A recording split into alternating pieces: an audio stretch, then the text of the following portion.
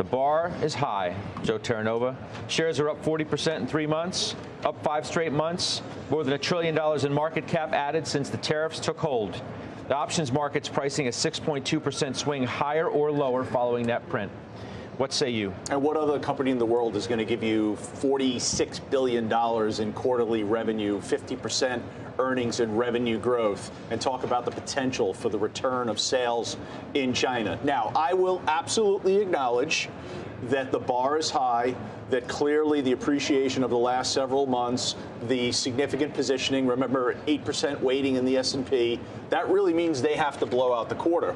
But I think a lot of people are extrapolating from that. If they don't blow out the quarter and Nvidia rolls over, that in fact the market will roll over with it. I completely disagree. It's 8% of the S&P. I think all that will happen is that the rotation that we're seeing in the last several weeks will intensify away from the Mag 7 and the technology names. You'll be talking about equal weight strategies working. But I think everything goes back tonight to what is going to be the guidance for China revenue. There's been a lot of volatility, a lot of fits and starts in that. We know about the 2022 restrictions. Then President Trump in April bans the sales, and here we go. This month we return them, but we're going to cut 15% back to the U.S. So let's hear from Jensen Huang tonight about what the future is looking like with China sales. To me, that's incredibly important. Is this bar too high to meet, Farouk, given the move in the stock, 40% or so?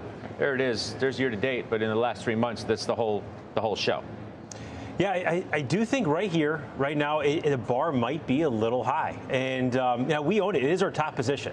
But we are underweight at 6.5%. It's funny thinking back to 2021 when I started these models, we didn't want to own anything more than 4% or so. And I mean, you have to own some of these names larger than that. And it's also what else you own around that, to Joe's point. You could see Nvidia come down and some of the other tech names that hyperscalers kind of sit pretty well. But I think for Nvidia, assuming they beat, assuming the guidance is beat as well, I think it's really more about positioning. And past performance is not indicative of future results, but if you look back, the May report, we were coming out of that tariff rally. I think that we finished up 7% that day. Is a little different, but the prior 3 reports, going back to February and then 2 into 2024, that's more similar to where we are now from a positioning standpoint. The expectations are mounted. We know what the hyperscalers did. Their CapEx increased. Not only that, we're seeing the outside of the Mag 7, their CapEx trajectory is higher too. So I think it's really going to be about positioning, and then things like margins, and then how the narrative of and trajectory of innovations are going to come out. We'll hear more from Jensen today. Well, we have our expert here, Kristina Partsinevelos, who covers the company, is as looking forward to this report as anybody else. You've heard part of the conversation here. I mean, if there's something that said, what's the most important thing that we need to hear tonight? How do you answer that? China. Joe touched upon it, but he's highlighting a disconnect that we will see right when 4:20 p.m. Eastern hits. Why is that?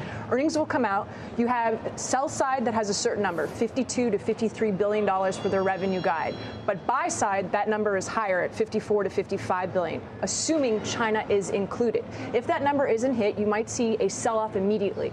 And that's the point, the disconnect, where Jensen Huang would come on the call and speak to the growth, speak to possibly China re-entering the market, licenses, et cetera. You have to keep in mind, AMD didn't include China in their guide. Nvidia doesn't break out China in their guide. They'll speak to it, but they won't say specifically China contributed X or China licenses will contribute Y. So I think that is a big factor. So you need to wait for the call. Is that what you're saying? And so I'm saying that you might see a big drop in either direction right when earnings hit at 4:20 Eastern, because there's going to be a lack of details, and that's where Jensen Huang would come in and sway people on the call. So be careful. Be careful initial reaction. In those initial reactions. Steve Weiss, you own the stock too. I told you what the options market is betting on in either direction, but Kristina raises a great point. Knee jerk on what happens could be an entirely different story depending on what Jensen Huang has to say on the call. And by the way, he's had a knack of, if not saving the day, so to speak, certainly guiding investor expectations to be more positive. I mean, I think the words he used at one point, like no end in sight, to the kind of CapEx spend that he had seen, the demand that Nvidia was facing. What's on your mind today? Yeah, no, Kristina's way of of playing it is absolutely appropriate. And that's true of every tech company. It's always on the call where you get the clear direction. Look, if you go back and you look the last 2 or 4 quarters with Nvidia when they reported, they've made all their guides, but where they've missed on a couple of those, 2 of those 4, is on the whispered number. And the stock has taken a major hit at that point. It's 1-to-1 correlated with the overall market, so it trades more in the market than just its 8% or 6% weighting. So that's critical, but it's also bounced back very quickly. So what I'd say is that just stay where you are. What I focus on is that China, while it's extremely important, demand still continues to outstrip supply. So they can make up for that demand elsewhere, and that's eventually what they're going to do. So I'm pretty sanguine about the quarter, whether they make it, whether they miss the whisper, et cetera. I do think the future remains bright. You have any options action on this name? No, we didn't sell any calls, even though there's tremendous volatility, and you mentioned the 6.2% implied movement. We think the stock's going to report well. We think it's going to trade higher. And that's why you didn't do that? Because, I mean, if it's something that's sort of in your routine playbook, to not do that going into a print like this speaks volumes to me. Yeah, I would say it's almost outside of character, because if we look at all of the other tech names, we were hedging them into earnings. We were writing calls the week before. We're purposefully not doing it on Nvidia. You have that much confidence going in? We do. Does that surprise you? I'm just wondering, you spoke to Tom Lee yesterday, and he gave a counter argument that there's been such a run-up in the stock. You named all of those stats just even since April, just over the last 3 months. So why wouldn't it be an opportunity for profit-taking given the run-up and that it is much more heavily owned? Maybe less so just over the last few weeks with retail traders, according to Goldman Sachs, but overall, maybe it could be an opportunity to get out? I don't think there's ever a seller really in mass when it comes to Nvidia, which is the other problem. Like, you're owning this, you're not trading it, like we talk about some of the other names. I think that's more the case with Nvidia because of its retail presence. We'll see tomorrow if I'm right, but I think the stock's going to trade higher. Kristina, how do we think about Blackwell demand in other markets?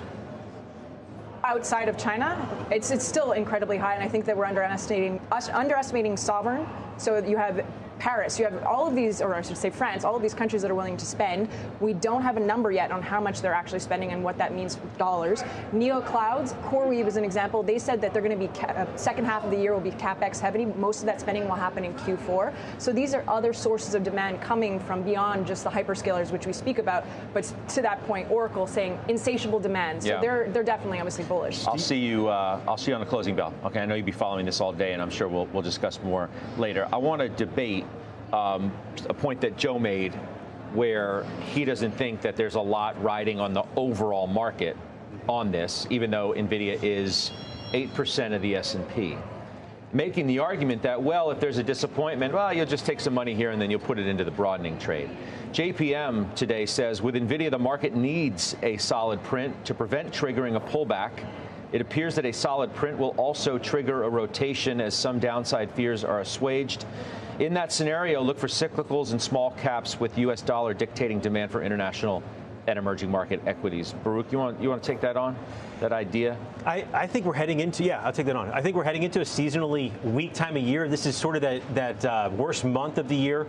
And I do think that if this misses or if it beats and the reaction from a positioning standpoint is lower, I do think that you're going to see a profit taking across the board. I think that sets up for a really strong Q4. I think the trade, broadening is one way to look at it, but I do think that the Mag 7s lead us at the end of the year.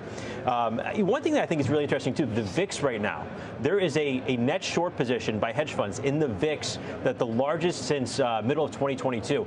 And you kind of look at that as if we start to get a wiggle, there is a shake that could unwind a bit, and that could be negative for the market at this time of year.